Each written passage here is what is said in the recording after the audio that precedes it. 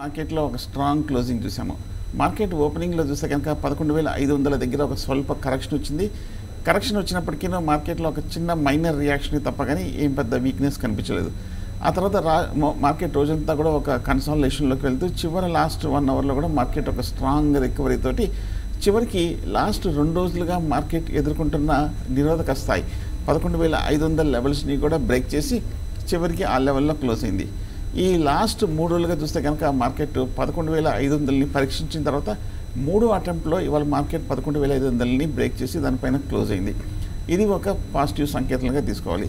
కాకపోతే ఇంకొక టెక్నికల్గా ఇంకొక పాసిబిలిటీ ఏమవుతుందంటే ఒకసారి ఇది ఫస్ట్ టైం బ్రేక్అవుట్ కాదు. ఎందుకంటే 10,600 లెవెల్స్లో బ్రేక్అవుట్ వచ్చిన తర్వాత మార్కెట్ బాగా కంటిన్యూస్గా పెరుగుతూ ఓవర్ బాట్ పొజిషన్లో హయ్యర్ లెవెల్లో ఉన్న రెసిస్టెన్స్ని బ్రేక్ చేసింది కాబట్టి ఒక పుల్ బ్యాక్ రియాక్షన్ కూడా రేపు అవకాశం ఉంది.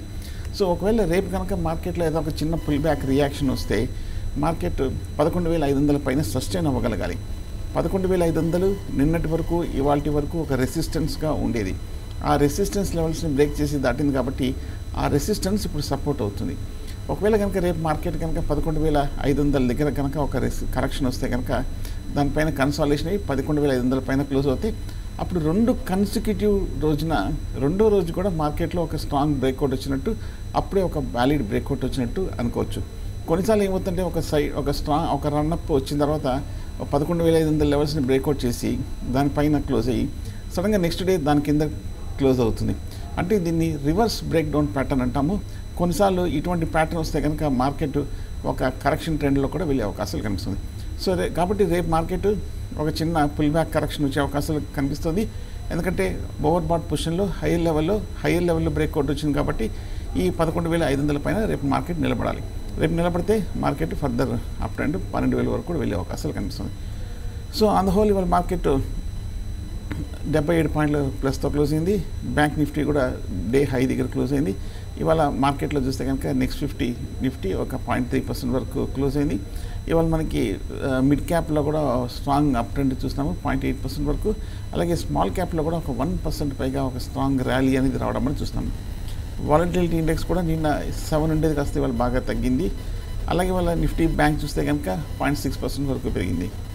ఆటోలో మటుకు ఒక స్ట్రాంగ్ కరెక్షన్ వచ్చింది. ఈ మధ్య కొంచెం ఆటోలో నెగిటివ్ వార్తలు రావడంతో ఆటో స్టాక్స్లో 0.7% వరకు రియాక్ట్ అయినాయి. ఫైనాన్షియల్ సర్వీసెస్ పర్వాలేదు. ఎఫ్ఎంసీజీ కూడా స్ట్రాంగ్గా రికవర్ అయింది. ఐటీ కూడా ఇవాళ చాలా స్ట్రాంగ్ బౌన్స్ బ్యాక్ అయింది. ముఖ్యంగా ఇన్ఫోసిస్ చూస్తే కనుక 705 రూపాయల దగ్గర నుంచి నిన్న ఇవాళ 725 రూపాయల వరకు 2% వరకు బౌన్స్ బ్యాక్ అయింది. నిన్న కూడా అనుకున్నాం మనం ఐటీ డాలర్ 68.5లో సపోర్ట్ తీసుకొని బౌన్స్ బ్యాక్ వచ్చే అవకాశాలు ఉన్నాయి. అప్పుడు ఐటీ స్టాక్స్ కొంచెం రికవరీ అవ్వచ్చు. ఇన్ఫోసిస్ కూడా పాజిటివ్గా ఉండే అవకాశాలు ఉందని కూడా అనుకున్నాము. సో ఇవాళ ఇన్ఫోసిస్ కూడా ఒక 2% వరకు పెరిగింది. ఇవాళ మెటల్స్ ఒక స్వల్ప రియాక్షన్, ఫార్మా పర్వాలేదు. పిఎస్సి బ్యాంక్స్ 1.9% వరకు పెరిగింది. ప్రైవేట్ బ్యాంక్స్ ఒక 0.5% వరకు రియాక్ట్ అయింది. సో ఓవరాల్గా చెప్పాలంటే మార్కెట్ కొంచెం ఈ మధ్య కాలంలో బాగా పెర్ఫామ్ చేసిన సెక్టర్స్ ఇవాళ కూడా కొంచెం బాగా రికవర్ అయినాయి. ఇందులో ఐటీ కొంచెం ట్రెండ్ స్లైట్గా రివర్స్ అయ్యేటట్టు కనిపిస్తుంది అప్ సైడ్కి. ఇవాళ ఒకసారి నిఫ్టీలో టాప్ 5 గెయినర్స్, టాప్ 5 లూసర్స్ చూద్దాము. ఆ తర్వాత కొన్ని మిడ్ క్యాప్ స్టాక్స్ చూద్దాం. ఇవాళ top gainer of the day చూస్తే కనుక ఐటీ మేజర్ అయిన హెచ్సిఎల్ టెక్నాలజీస్ ఇవాళ 2.8% వరకు పెరిగింది. హెచ్సిఎల్ టెక్నాలజీస్ ఈ మధ్యకాలంలో కొంచెం సైడ్ వేస్లో ఉన్న స్టాక్ ఇవాళ కొంచెం స్ట్రాంగ్గా రికవర్ అయింది. షార్ట్ టర్మ్లో చూస్తే కనుక ఇవాళ రికవరీతో చూస్తుంటే టెక్నికల్గా 1100 లెవెల్స్ 1080 వరకు వెళ్ళే అవకాశాలు కనిపిస్తుంది షార్ట్ టర్మ్లో. అలాగే నెక్స్ట్ టాప్ గెయినర్ చూస్తే కనుక ఇన్ఫ్రాటెల్ ఈ మధ్య పాజిటివ్గా కొంచెం బౌన్స్ బ్యాక్ అయిన స్టాక్ ఇన్ఫ్రాటెల్ 327 రూపాయల దగ్గర భారతీయ ఇన్ఫ్రాటెల్ క్లోజ్ అయింది. టెక్నికల్గా చూస్తే కనుక ఓవరాల్గా మనకి భారతీయ ఇన్ఫ్రాటెల్ బాగా అండర్ పెర్ఫామ్ చేసిన స్టాక్ ఈ మధ్య లాస్ట్ ఒక కపుల్ ఆఫ్ వీక్స్గా లోయర్ రేట్ నుంచి రికవర్ అయ్యి ఇవాళ 327 రూపాయల దగ్గర క్లోజ్ అయింది భారతీయ ఇన్ఫ్రాటెల్. షార్ట్ టర్మ్ చూస్తే కనుక ఈ రిలీఫ్ ర్యాలీ కొంచెం కంటిన్యూ అయ్యే అవకాశాలు కనిపిస్తుంది. 340 ఆ లెవెల్స్లో కొంచెం స్ట్రాంగ్గా రెసిస్టెన్స్ కనిపిస్తుంది భారతీయ ఇన్ఫ్రాటెల్కి. అలాగే నెక్స్ట్ మోస్ట్ టాప్ గెయినర్ చూస్తే కనుక ఒకసారి మనకి ఇన్ఫోసిస్ 2.2% వరకు పెరిగింది. 726 రూపాయల్లో క్లోజ్ అయింది. 700 రూపాయల దగ్గర చాలా స్ట్రాంగ్ సపోర్ట్ ఉన్న విషయం మనకి తెలిసిందే. చాలా కాలం కన్సాలిడేషన్ అయ్యి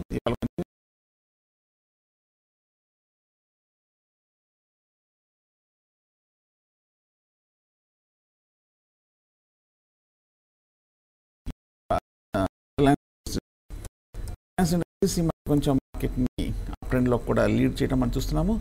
ఇవాళ కూడా చూస్తే కనుక రిలయన్స్ స్ట్రాంగ్ రికవరీ తోటి almost yearly high major peaks దగ్గర 1377 రూపాయల దగ్గర క్లోజ్ అయింది.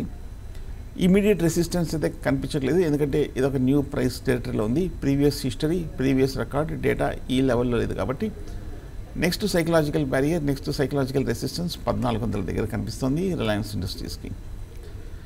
అలాగే నెక్స్ట్ టాప్ గెయినర్ చూస్తే కనుక ఐటీసీ 2% వరకు పెరిగింది. ఐటీసీ ఈ మధ్య చూస్తే కనుక ఐటీసీ మనం చాలా కాలం అనుకున్నాము 240 లెవెల్స్లో, 250 లెవెల్స్లో బాగా కన్సాలిడేషన్ అవుతూ బాగా స్థిరంగా కనిపించిన ఐటీసీ ఇవాళ ఆల్మోస్ట్ 300 రూపాయల్లో 2% వరకు పైగా పెరిగింది ఐటీసీ. ఎఫ్ఎంసీజీ స్టాక్స్ అన్నీ కూడా బాగా రికవరీ అయ్యి ఎఫ్ఎంసీజీ బాగా అప్ ట్రెండ్ తర్వాత ఈ మధ్య కొంచెం లాస్ట్ కపుల్ ఆఫ్ వీక్స్గా కరెక్షన్ ట్రెండ్కి గురైన విషయం మనకు తెలిసింది. ఈ మధ్య ఐటీసీ 260 లెవెల్స్లో బాగా 2-3 మేజర్ బాటమ్స్ ఏర్పడింది వీక్లీ చార్ట్లో, మంత్లీ చార్ట్లో కూడా. ఇవాళ 300 రూపాయల దగ్గర క్లోజ్ అయింది. ప్రస్తుతం 300 రూపాయల దగ్గర సైకలాజికల్ రెసిస్టెన్స్ ఉంది. రేపు ఎల్లుండి కూడా 300 పైన కనుక క్లోజ్ అవుతే ITC next level, next resistance 320. ఎందుకంటే మొన్న ఆగస్టులో ఒక 320 రూపాయల దగ్గర ఒక మేజర్ టాప్ ఏర్పడింది కాబట్టి ప్రీవియస్ టాపే మనకి నెక్స్ట్ టార్గెట్ అవుతుంది. సో ఆ 320, 325 లెవెల్స్ వరకు వెళ్ళే అవకాశాలు కనిపిస్తుంది. ఇవాళ నెక్స్ట్ టాప్ లూజర్స్ చూద్దాము. ఏ గ్రూప్లో ఏషియన్ మోటార్స్ 2.6% వరకు పడింది. ఏషియన్ మోటార్స్ ఈ మధ్య చూస్తే కనుక కొంచెం బాగా వాలటైల్ ట్రెండ్ మనం చూస్తున్నాము. మధ్యలో కొంచెం బౌన్స్ బ్యాక్ అయినప్పటికీ మళ్ళీ కొంచెం మనకి ఆటోమొబైల్ స్టాక్స్ అన్నింటిలోనూ ఒక కరెక్షన్ రావడంతో ఏషియన్ మోటార్స్ కూడా ఒక కరెక్షన్ ట్రెండ్కి గురైంది. 23,000 దగ్గర మనకి లాస్ట్ వీక్ ఒక రెసిస్టెన్స్ చూసాము. ఈ వారంలో చూస్తే కనుక టెక్నికల్గా ఒక డౌన్ సైడ్ రియాక్షన్ చూస్తున్నాము. షార్ట్ టర్మ్ చూస్తుంటే వీక్గా కనిపిస్తుంది. వీక్లీ చార్ట్లో బహుశా 20,000 దగ్గర స్ట్రాంగ్ సపోర్ట్ ఉంది కాబట్టి ఆ లెవెల్కి వెళ్ళే అవకాశాలు కనిపిస్తుంది ఏషియన్ మోటార్స్.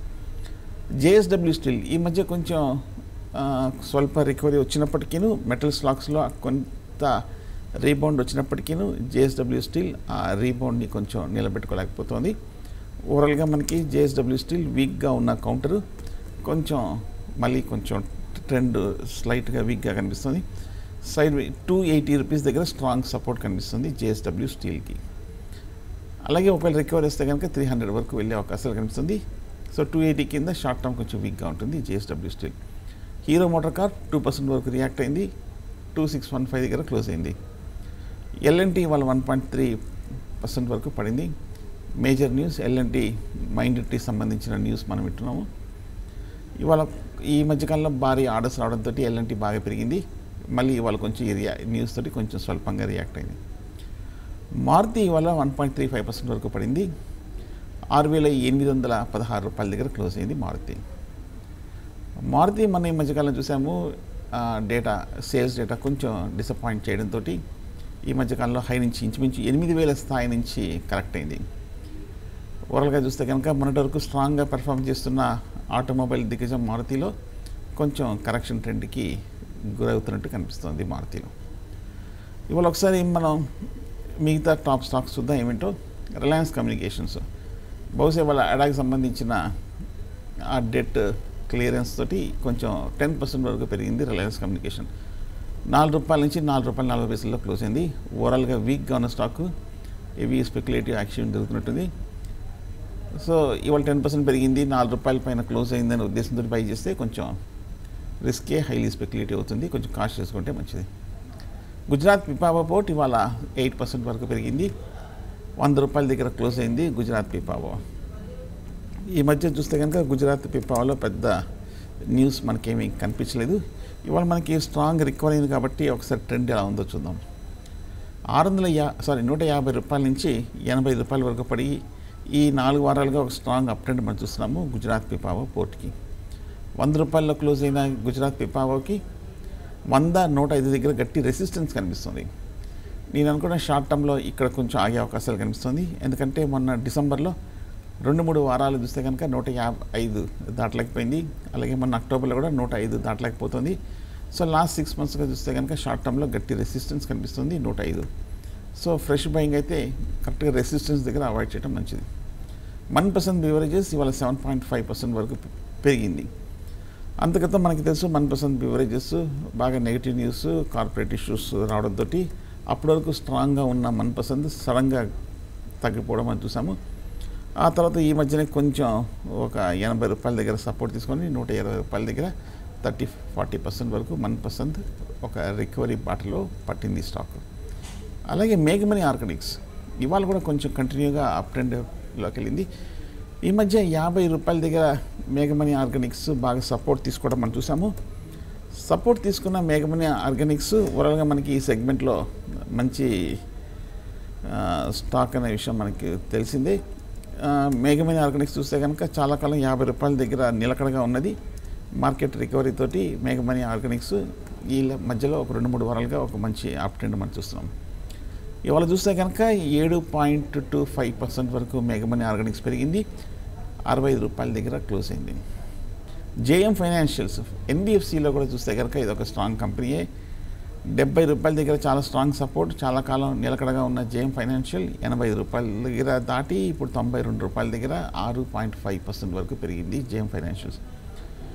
విఏటెక్ వ్యాబాక్ ఇవాళ చూస్తే కనుక 6.5% వరకు పెరిగింది విఏటెక్.